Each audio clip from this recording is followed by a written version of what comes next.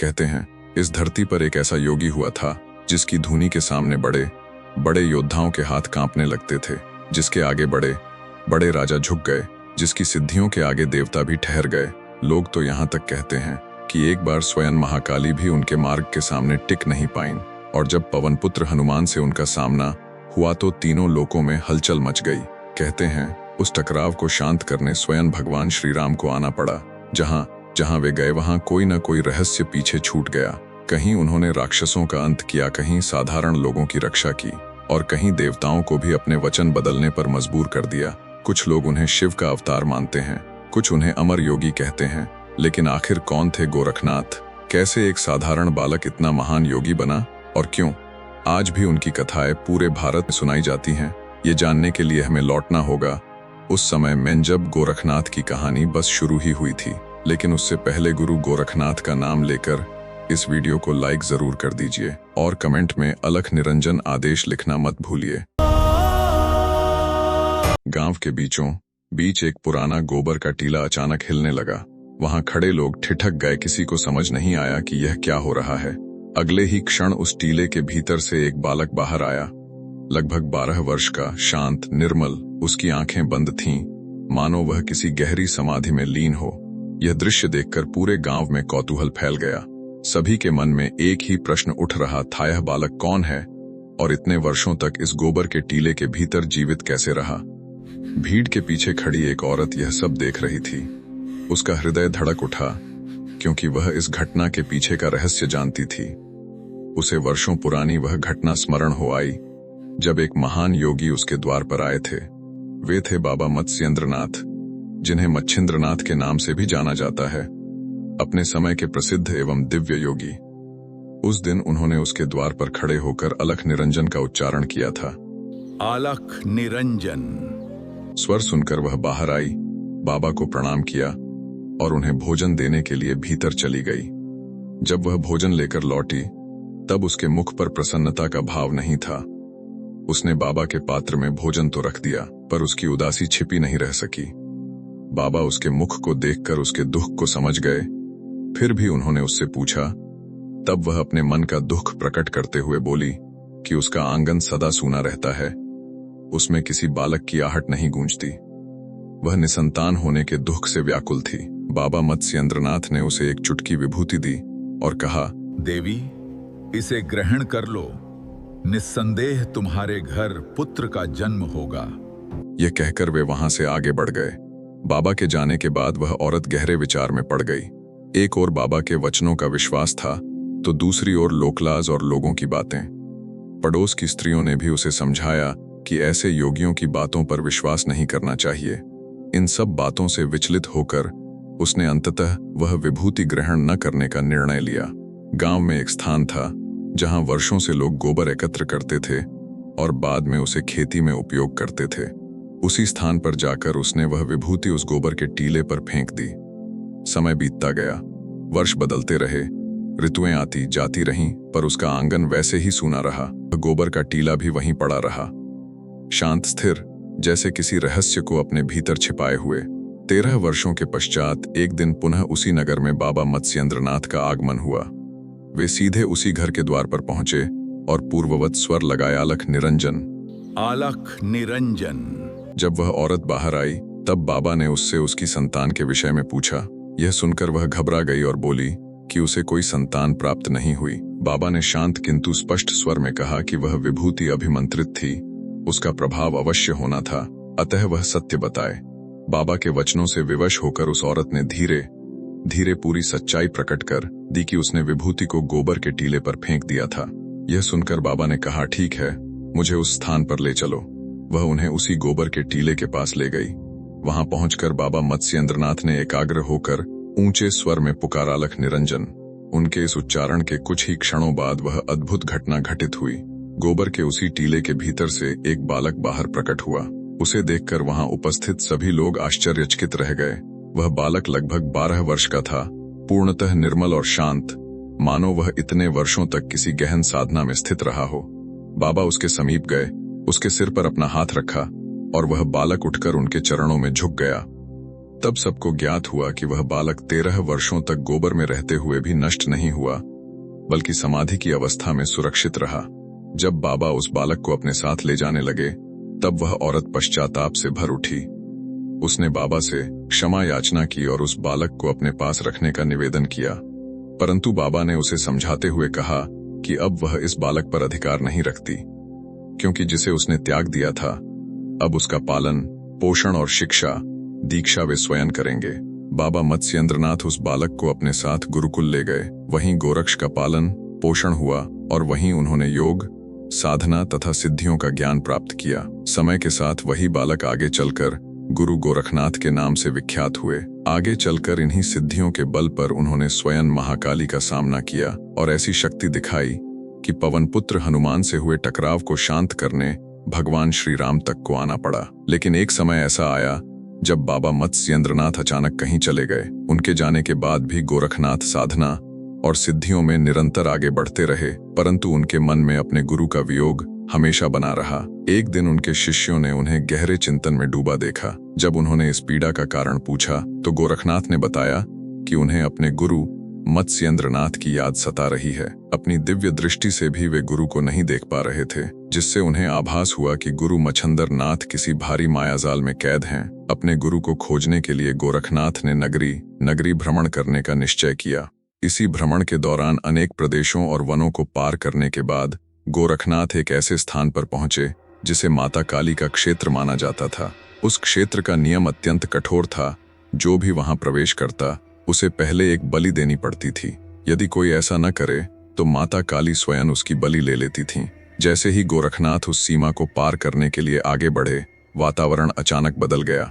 चारों ओर एक विचित्र सन्नाटा फैल गया और उसी क्षण माता काली प्रकट हुईं। उनकी आवाज पूरे क्षेत्र में गूंज उठी। रुक जाओ गोरखनाथ, एक कदम भी आगे मत बढ़ाना। लेकिन गोरखनाथ बिना विचलित हुए वहीं खड़े रहे। उनकी आंखों में भय नहीं, केवल स्थिरता थी। उन्होंने शांत स्वर में कहा, आज तक इस सृष्टि में कोई ऐसा पैदा नहीं हुआ जो गोरखनाथ के बढ़ते कदमों को रोक सके। मैं तुम्हें मौत के घाट उतार दूंगी।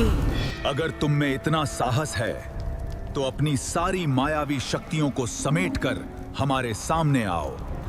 उसके बाद पता चल जाएगा कि कौन किसे मौत के घाट उतारता है।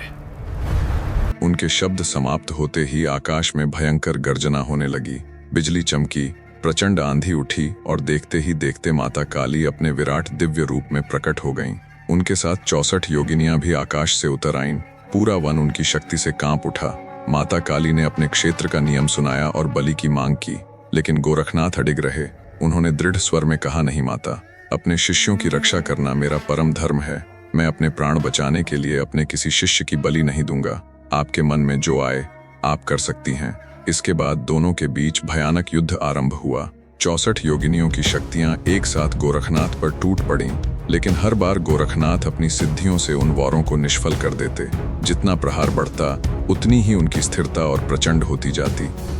ये मृत्यु का व्रत है, भस्म नहीं।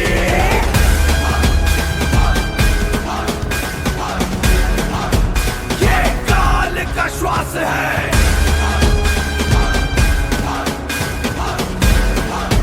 ये काल का श्वास है। कपालों की जब माता काली ने देखा कि बाहरी शक्ति से गोरखनाथ को पराजित करना संभव नहीं है, तब उन्होंने अपना सबसे भयावह रूप धारण किया। वे नर भक्षी मक्खी बनकर गोरखनाथ के शरीर में प्रवेश कर गईं और भीतर से उनका कलेजा खाने लगीं। धीरे धीरे स्थिति ऐसी हो गई कि देखने वालों को लगने लगा मानो अब इस युद्ध का अंत निकट है। ऐसा प्रतीत हो रहा था जैसे स्वयं मृत्यु गोरखनाथ के सामने खड़ी हो। लेकिन तभी महायोगी ने वह किया जो केवल एक पूर्ण योगी ही कर सकता था। उन्होंने अपनी 10 इंद्रियों को एक एक करके बंद कर दिया, बाहर की दुनिया से अपने सभी संबंध समाप्त कर दिए। फिर अपने हृदय में ऐसी भयंकर योगाग्नि प्रज्वलित की कि उनके शरीर से प्रचंड ज्वाला फूटने लगी। वह अग्नि साधारण नहीं थी, वह एक योगी की तपस्या, संयम और आत्मबल की अग्नि थी। माता काली उस तपन को सहन नहीं कर पाईं। वे भीतर ही भीतर छटपटाने लगीं। अंततः वे पीड़ा से व्याकुल होकर गोरखनाथ के शरीर से बाहर निकल आईं और विनम्र स्वर में बोलीं, हो गई मुझसे भूल। हे योगीत, मुझे क्षमा करो। शिव अवतारी गुरुजी, अपनी ज्वाला शांत करो। तुम्हारी योग शक्ति के आगे मैं हार चुकी हूँ। हे नाथ शिरोमणि, मैं हाथ जोड़कर तुमसे प्रार्थना करती हूँ। माता काली पराजित हो चुकी थीं, लेकिन गोरखनाथ ने तुरंत उन्हें मुक्त नहीं किया। उन्होंने कहा, नहीं माता, मैं आपको ऐसे बाहर नहीं निकालूंगा। इसके लिए आपको 3 वचन देने होंगे। इसके बाद गोरखनाथ ने अपने 3 वचन सुनाए। पहला, आज के बाद आपके क्षेत्र या मंदिर में किसी निर्दोष इंसान की बलि नहीं होगी। दूसरा, जो भी भक्त आपके दर पर आए, चाहे वह निर्धन हो या धनवान, ऊंच हो या नीच, सबके साथ समान व्यवहार होगा। और तीसरा, आज के बाद किसी साधु संत का अनादर नहीं होगा, क्योंकि एक योगी का अपमान करने से बड़ा पाप कोई नहीं। माता काली अब पूर्णतः शांत हो चुकी थीं। उनका क्रोध समाप्त हो गया था। उन्होंने हाथ जोड़कर कहा, हे नाथ शिरोमणि, मैं इन 3 वचनों का पालन करूंगी। आज आपने मेरा अभिमान चूर चूर कर दिया और मुझे नई राह दिखाई। सच में मेरा जीवन धन्य हो गया। तीनों लोकों में पूज्य मानी जाने वाली देवी को उस दिन एक योगी ने 3 वचन दिलवाए थे। वे 3 वचन केवल नियम नहीं थे, वे मानवता के लिए संदेश थे। लेकिन महाकाली को परास्त करने के बाद भी उनकी यात्रा समाप्त नहीं हुई थी। अपने गुरु की खोज में वह योगी आगे बढ़ता रहा। जहां भी गया, वहां लोग केवल उसकी सिद्धियां ही नहीं, उसकी बुद्धि और करुणा भी देखने लगे, क्योंकि गोरखनाथ केवल देवताओं से टकराने वाले योगी नहीं थे। वे साधारण लोगों की रक्षा के लिए भी खड़े होते थे। और एक दिन एक गरीब किसान के जीवन में उनकी यही कृपा उतरने वाली थी।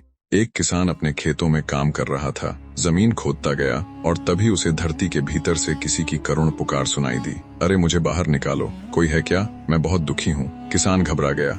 उसने चारों ओर देखा, पर वहां कोई दिखाई नहीं दिया। उसने डरते हुए पूछा, कौन हो तुम और कहाँ हो? तभी आवाज फिर आई, मुझे एक तांत्रिक ने मंत्र विद्या से मटके में बंद करके जमीन में गाड़ दिया है, मुझे बचा लो। आवाज के बताए स्थान पर किसान थोड़ा आगे बढ़ा। वहां मिट्टी के नीचे सचमुच एक बड़ा मटका दबा हुआ था। किसान सोच में पड़ गया। उसके मन में आया, यदि मैं इसकी सहायता करूंगा तो यह जीवन भर मेरा आभारी रहेगा, शायद मेरी गरीबी भी दूर हो जाए। उसने मिट्टी हटाई और मटके को बाहर निकाला। अंदर बंद आदमी बार बार विनती कर रहा था, जल्दी इसका कपड़ा हटाओ, मुझे बाहर निकालो। लेकिन किसान सावधान था। उसने पूछा, मैं तुम्हें बाहर क्यों निकालूं? इससे मुझे क्या लाभ होगा? मटके में बंद आदमी बोला, मैं तुम्हें बहुत धन दूंगा। मेरे पास धन की एक गठरी है, जिसे मैंने तांत्रिक के आने से पहले छुपा दिया था। किसान को विश्वास नहीं हुआ। उसने कहा, पहले वचन दो कि बाहर आकर अपने शब्दों से नहीं पलटोगे। आदमी ने तुरंत वचन दे दिया। तब किसान ने मटके का मुंह खोल दिया। बाहर निकलते ही वह आदमी कुछ देर तक गहरी सांसें लेता रहा, फिर मुस्कुराकर बोला, चलो मैं तुम्हें धन के पास ले चलता हूँ। दोनों जंगल की ओर चल पड़े। आदमी ने अपने वचन के अनुसार धन की गठरी ढूंढकर किसान को दे दी। कुछ दूर जाने के बाद वह आदमी अचानक रुक गया। उसकी आंखों में एक अजीब चमक उभर आई। उसका रूप बदलने लगा। उसका चेहरा भयानक हो गया। आंखें अंगारों की तरह जलने लगीं। वह कोई साधारण मनुष्य नहीं, बल्कि एक भयंकर राक्षस था। राक्षस जोर जोर से हंसते हुए बोला, मुझे बहुत जोर की भूख लगी है। ये लो, इसमें खीर, पूरी और हलवा है। मेरी पत्नी ने व्रत का उद्यापन किया था। तुम बहुत भोले हो किसान, क्या तुम्हें अभी तक समझ नहीं आया? तुम ही मेरा भोजन हो। अब मैं तुझे खाकर अपनी भूख मिटाऊंगा। मैंने तुम्हारा जीवन बचाया और तुम मुझे ही मारना चाहते हो? दुनिया में भलाई का यही फल मिलता है। उस बूढ़े बैल को देखो, सारी उम्र सेवा की और बूढ़ा होते ही घर से निकाल दिया गया। उस वृक्ष को देखो, लोगों को फल और छाया दी, फिर भी काट दिया गया। ठीक है, लेकिन मरने वाले की अंतिम इच्छा तो पूरी की जाती है। मैं बस किसी ज्ञानी पुरुष से यह पूछना चाहता हूँ कि मैंने तुम्हारी सहायता करके सही किया या गलत? राक्षस मान गया। कुछ दूर चलने पर उन्हें एक साधु मिले। वे साधु और कोई नहीं बल्कि महात्मा गोरखनाथ थे। किसान ने पूरी बात सीधे सीधे न बताकर चालाकी से कहा, महात्मन, यह धन मेरा है, लेकिन ये कहते हैं कि धन इनका है। दोनों अपनी अपनी बात पर अड़ गए। साधु कुछ देर सोचते रहे, फिर बोले, इतना बड़ा आदमी उस छोटे मटके में कैसे आ सकता है? मुझे विश्वास नहीं होता। राक्षस तुरंत बोला, मैं अभी उसमें घुसकर दिखाता हूँ। बस यही तो साधु चाहते थे। जैसे ही राक्षस मटके में घुसा, साधु ने तुरंत किसान से कहा, जल्दी मटके का मुंह बांध दो। किसान ने तुरंत कपड़ा कसकर बांध दिया। अंदर से राक्षस चीखता रह गया, लेकिन अब बहुत देर हो चुकी थी। किसान ने राहत की सांस ली। वह साधु के चरणों में गिर पड़ा। महात्मन, आपने मेरा जीवन बचा लिया। महात्मा गोरखनाथ मुस्कुराए और बोले, जब इसने मुझे प्रणाम किया था उसी क्षण मुझे ज्ञात हो गया था कि यह कोई मनुष्य नहीं राक्षस है। फिर साधु ने किसान को धन लेकर उस मटके को किसी सुरक्षित स्थान पर दोबारा गाड़ देने का आदेश दिया। किसान ने हाथ जोड़कर प्रणाम किया और मन ही मन ईश्वर को धन्यवाद देने लगा। महाकाली जैसी शक्तियां भी गोरखनाथ को परास्त नहीं कर पाईं, लेकिन अपने गुरु की खोज में वे अब भी भटक रहे थे। अपनी दिव्य दृष्टि और सिद्धियों के बाद भी वे गुरु मत्स्येंद्रनाथ का पता नहीं लगा पा रहे थे। तब गोरखनाथ ने भगवान शिव का स्मरण किया, मानो उसी प्रार्थना का परिणाम था कि आगे की यात्रा में उनकी भेंट एक अन्य सिद्ध योगी कनीफनाथ से हुई। बातों में कनीफनाथ को अपनी शक्तियों पर अभिमान हो गया। उन्होंने अपनी मायावी सिद्धि से बिना पेड़ को छुए मीठे आम तोड़कर गोरखनाथ के सामने प्रस्तुत किए, लेकिन गोरखनाथ ने उन खाए हुए आमों के छिलकों और गुठलियों को अपनी तपस्या की शक्ति से वापस पेड़ पर उसी रूप में जोड़ दिया। देखते ही देखते वे सूखे छिलके फिर से ताजे फलों में बदल गए। यह अद्भुत चमत्कार देखकर कनीफनाथ का अहंकार टूट गया और उन्होंने गोरखनाथ से क्षमा मांगी। इसी भेंट में गोरखनाथ को पता चला कि उनके गुरु मच्छंदर नाथ तिरिया राज्य में रानी मैनावती के मोह जाल में फंसे हुए हैं। वहीं कनीफनाथ को भी ज्ञात हुआ कि उनके गुरु जालंधर नाथ को राजा गोपीचंद ने एक गहरे गड्ढे में कैद कर रखा है। दोनों योगियों ने अपने गुरुओं को मुक्त कराने का प्रण लिया। अपने शिष्यों को अलग अलग दिशाओं में ज्ञान फैलाने का आदेश देकर गोरखनाथ अकेले ही तिरिया राज्य की सीमा पर पहुंच गए, लेकिन उन्होंने तुरंत राज्य में प्रवेश नहीं किया क्योंकि वहां दो बहुत बड़ी बाधाएं थीं। पहली बाधा यह थी कि तिरिया राज्य में केवल स्त्रियां रहती थीं और पुरुषों का प्रवेश पूरी तरह वर्जित था। यदि गोरखनाथ सीधे वहां जाते तो रानी मैनावती को तुरंत खबर लग जाती और वे गुरु मच्छंदर नाथ से अकेले में भेंट नहीं कर पाते। दूसरी और सबसे भयंकर बाधा स्वयं पवनपुत्र हनुमान थे, जो उस राज्य के रक्षक थे। नियम के अनुसार हनुमान जी हर रात अर्धरात्रि में वहां प्रकट होकर ऐसी भयंकर गर्जना करते थे कि कोई भी पुरुष जीवित नहीं बचता था। कहा जाता था कि उस गर्जना के प्रभाव से वहां की स्त्रियां विष कन्याओं को जन्म देती थीं। राज्य में प्रवेश का उपाय सोचते हुए गोरखनाथ की भेंट महेंद्रगढ़ की कलिंगा रानी और उनकी महिला संगीत मंडली से हुई, जो रानी मैनावती के दरबार में अपनी कला का प्रदर्शन करने जा रही थीं। गोरखनाथ ने उनसे अनुरोध किया कि वे उन्हें भी अपने साथ ले चलें। उन्होंने कहा कि वे अपने तपोबल से स्त्री का भेष धारण कर लेंगे ताकि हनुमान जी की गर्जना का उन पर कोई प्रभाव न पड़े। जब महिला संगीतकारों ने एक साधु के संगीत ज्ञान पर संदेह किया, तब गोरखनाथ वहीं बैठ गए और अपनी दिव्य साधना से ऐसा मधुर गीत गाने लगे कि पूरा वातावरण शांत हो गया। बहती हुई हवा मानो थम सी गई, दीपकों की लौ स्थिर हो गई और वहां बैठी सभी स्त्रियां मंत्रमुग्ध होकर आंखें बंद करके उनका संगीत सुनने लगीं। उनकी अलौकिक कला को देखकर कलिंगा रानी स्वयं विस्मित रह गईं और उन्होंने गोरखनाथ को अपने साथ तिरिया राज्य ले जाने की अनुमति दे दी। रात होने पर महिला संगीतकार तो विश्राम करने लगीं, लेकिन गोरखनाथ जागते रहे। उन्हें ज्ञात था कि हनुमान जी की गर्जना का समय निकट आ चुका है। किसी अनहोनी से बचने के लिए उन्होंने अपनी सिद्धियों का प्रयोग किया। सबसे पहले उन्होंने आकाश में वज्रास्त्र छोड़ा ताकि हनुमान जी प्रवेश करते ही मूर्छित हो जाएं। उसके बाद उन्होंने ऐसा अस्त्र छोड़ा जिसने हनुमान जी को धरती के बंधन में जकड़ दिया। अंत में उन्होंने मोहन अस्त्र का प्रयोग किया, जिससे हनुमान जी का अंग जड़ हो गया। जैसे ही हनुमान जी वहां पहुंचे, वे गोरखनाथ के रचे मायाजाल में फंस गए। उनका पूरा शरीर जकड़ गया और वे एक कदम भी आगे नहीं बढ़ सके। अपनी इस लाचारी से व्याकुल होकर हनुमान जी ने करुण स्वर में अपने आराध्य प्रभु श्री राम को पुकारा। हनुमान जी की पुकार सुनकर भगवान श्री राम वहां प्रकट हुए। हनुमान जी ने क्षुब्ध होकर पूछा कि ऐसा कौन सा मायावी है जिसने उनके अंग को बांध दिया है। वे उसे दंड देना चाहते थे, क्योंकि मच्छंदर नाथ जी स्वयं हनुमान जी की आज्ञा से ही तिरिया राज्य में रह रहे थे। तब भगवान श्री राम ने हनुमान जी को शांत करते हुए सत्य बताया। उन्होंने कहा कि जिसने उन्हें बांधा है वह कोई दानव या मायावी नहीं, बल्कि नाथ संप्रदाय के महान योगी गोरखनाथ हैं, जो स्वयं भगवान शिव के रुद्रावतार माने जाते हैं। श्री राम ने समझाया कि गोरखनाथ का उद्देश्य किसी का अपमान करना नहीं है। वे तो केवल अपने गुरु को माया के बंधन से मुक्त कराने आए हैं। इसलिए उन्होंने हनुमान जी को रोका ताकि उनके इस पवित्र कार्य में कोई बाधा उत्पन्न न हो। सच्चाई जानकर हनुमान जी का क्रोध शांत हो गया। उन्होंने श्री राम से निवेदन किया कि वे दोनों मिलकर गोरखनाथ के पास चलें और उन्हें समझाएं। भगवान राम सहमत हो गए और दोनों ब्राह्मण का वेश धारण करके गोरखनाथ से मिलने के लिए चल पड़े।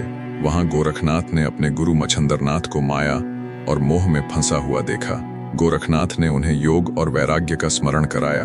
अपने प्रिय शिष्य को सामने देखकर मच्छंदरनाथ की चेतना जाग उठी और वे तुरंत गोरखनाथ के साथ तिरिया राज्य छोड़कर वापस चल पड़े। उस रात तिरिया राज्य शांत था। गोरखनाथ अपनी साधना में लीन बैठे थे। उनकी योग शक्ति के आगे स्वयं पवनपुत्र हनुमान भी रुक गए थे।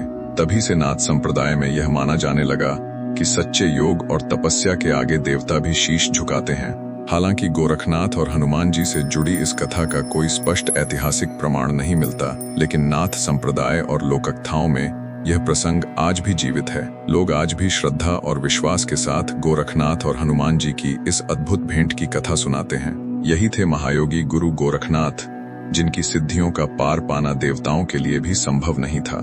अगर आपको गुरु गोरखनाथ की यह कथा पसंद आई हो तो इस वीडियो को अपने मित्रों और परिवार के साथ जरूर शेयर कीजिए, ताकि गुरु गोरखनाथ की महिमा अधिक से अधिक लोगों तक पहुंच सके। और ऐसी ही अद्भुत कथाओं और सिनेमैटिक कहानियों के लिए चैनल को सब्सक्राइब करना मत भूलिए। अलख निरंजन आदेश।